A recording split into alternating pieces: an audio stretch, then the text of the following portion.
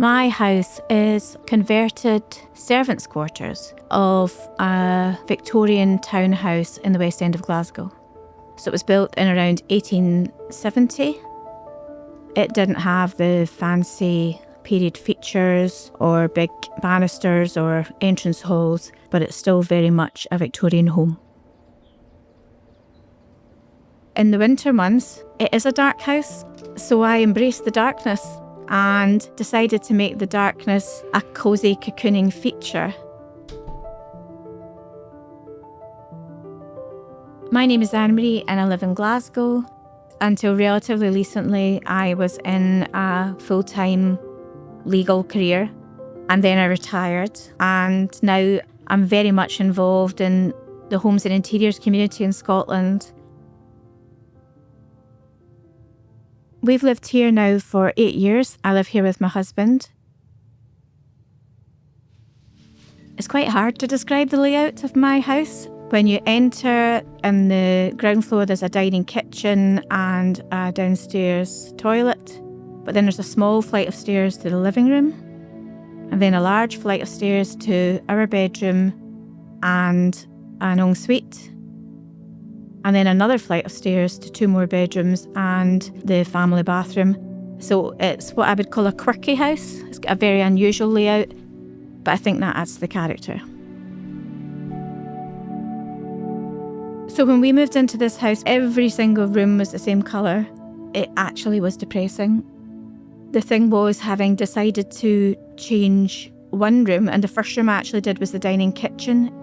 It was very much a kitchen that had a table in it. We don't have 2 public rooms, so I very much wanted the dining area to be a comfortable place where you could sit while someone was cooking or have a chat. It is the room that looks out onto the garden, so I decided it should be a green to sort of bring the outside in. I do like to bring in old things to the room though, so I have a tram sign from Highland, which is actually an original tram sign that I acquired at a market in Glasgow. I like to think that my rooms tell a wee bit of a story about us. You get the idea that we enjoy our cooking, that we enjoy relaxing. We've got various cookery books, and I love plants, and that idea of a wee bit of our local heritage with the tram sign. My favourite spot in the kitchen is definitely my green love seat, which I've had in various places in the kitchen, but I think it's found its home in the corner it's in now. I totally enjoy sitting there with a glass of wine while my husband makes my dinner.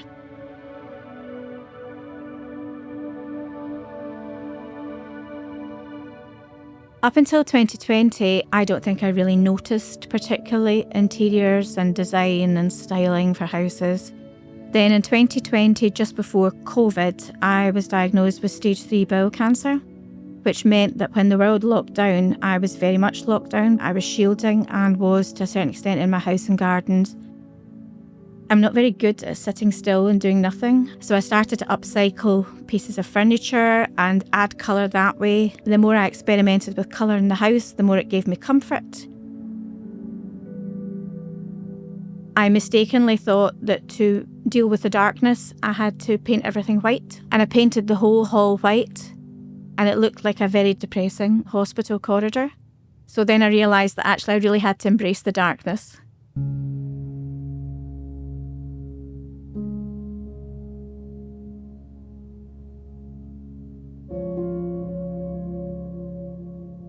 When I realised that I really, really enjoyed it and was going to be bold with it was having painted the living room in Hague blue.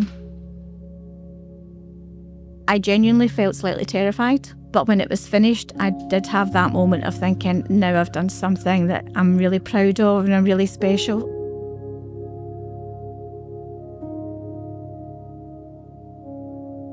And I love the way the colour of the room looks different in different lights. The ceiling is exactly the same as the walls, but the ceiling looks different from the walls.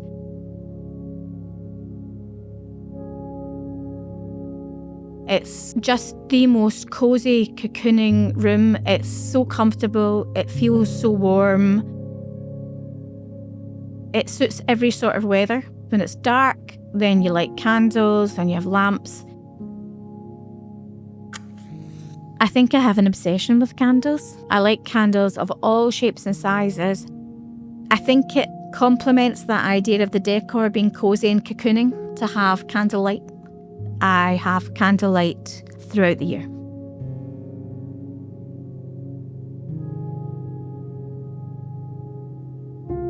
Nostalgia means to me the idea of remembering or giving a nod to people or places or memories that were really important to you. So I think it's important to mix old with new. I have an antique Singer sewing machine table alongside some more modern furniture. First of all, I think they're just beautiful objects and it's a beautiful table, but it's a wee bit of that sort of industrial and social heritage of both our families, so that feels quite special. And they all have serial numbers. So the Singer sewing machine that I have was built in Clydebank in 1904.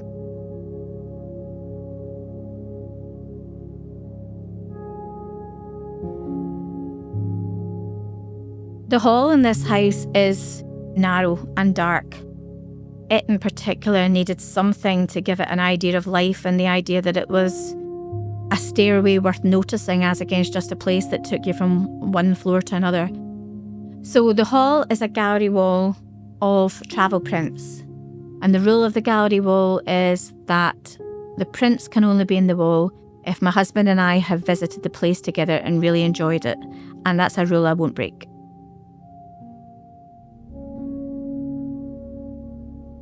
The bedroom upstairs, again, was that extraordinarily bland, neutral colour and just had no character at all. And it's a beautiful big room.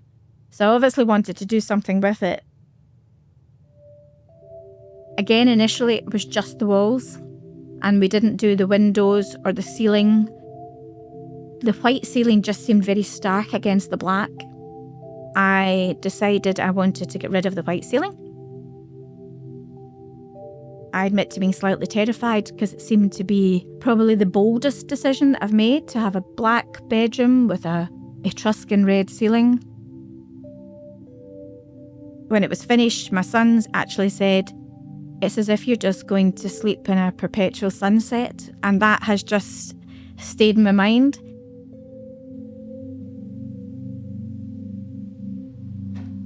I was brought up with white ceilings. I think we were all brought up with white ceilings. Once I started painting ceilings in the same colour as the room or even a contrasting colour, to be honest, I found it extremely attractive to the point now that in the whole house I only have 2 white ceilings left.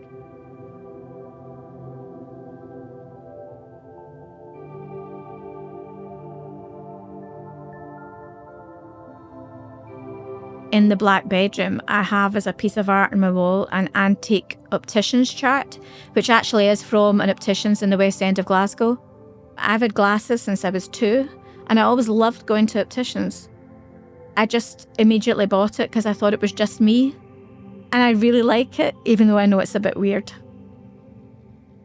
The ensuite bathroom that comes off the black bedroom needed a complete revamp and refurbishment. It had to look like the ensuite of a boutique hotel and to feel luxurious and to fit with the black bedroom.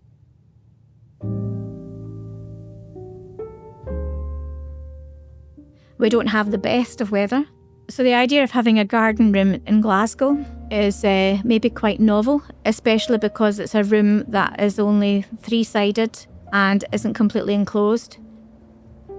I start my day sitting outside having a cup of tea or a cup of coffee in the garden room and just taking in the outdoors, getting some fresh air and deciding where I'm going for the day. It is a shelter from the sun in the summer. It is a warm, cosy nook with a chimney in the winter, and there's something very lovely about just spending time in the outdoors. This whole homes and interiors journey was very much part of my rehabilitation from illness. My whole life has changed because of the interest in colour and styling and interiors that I got through this house. I write for a Glasgow magazine. And I have my own company organising homes and interiors events for enthusiasts across the country. Despite the fact that all started from something very scary, I would honestly say it's taken me on a journey that has been one of the best things that's ever happened to me. And it does really feel like a lovely home to come into and a lovely warm home to be in.